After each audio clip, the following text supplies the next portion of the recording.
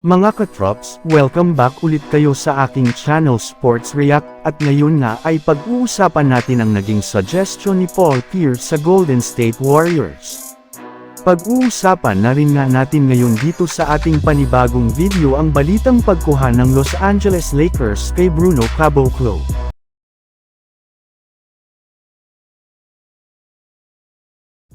Katulad nga ng napag-usapan natin ng mga nagdaang araw, gagawin nga ng Golden State Warriors ang lahat ng kanilang makakaya upang masunod lamang ang kahilingan ng kanilang superstar na si Stephen Curry na maging competitive ang kanilang lineup sa mga susunod na season.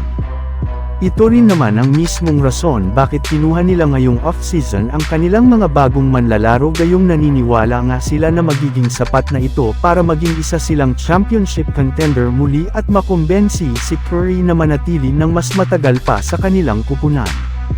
Ngunit ayon nga sa dating NBA player at ngayong NBA analyst na si Paul Pierce, naniniwala nga po siya na matapos nga na mawala si Klay Thompson sa Golden State Warriors ay masyado na nga po silang magdedepende kay Stephen Curry pagdating sa kanilang opensa, lalong-lalo na sa scoring.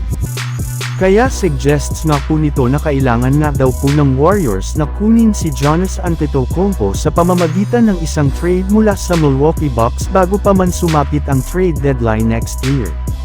Naniniwala nga si Pierce na ito lamang ang nag-iisang paraan para makabalik sa pagiging isang championship contender. At magagawa nga daw po nilang makuha si Giannis Antetokounmpo kung sakaling mang i-offer nila sa Bucks ang kanilang mga players na sina Jonathan Kuminga, Brandon Podziemski, Moses Moody, at ang apat nilang future first-round pick.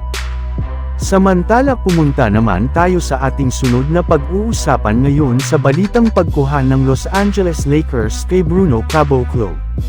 Naibalita ko na nga sa inyo mga katrops, kasalukuyan nga po na nagwo-workout ngayon si Caboclo upang makuha ang natitirang huling pwesto sa lineup ng Golden State Warriors ngayong off-season. Ngunit kung sakali man nga na hindi ito makuha ay dyan na nga papasok ang ideya na posibleng pagsungkit sa kanya ng Lakers na nangangailangan ngayon ng katulad niya na isang big man na merong malakas at malaking pangangatawan.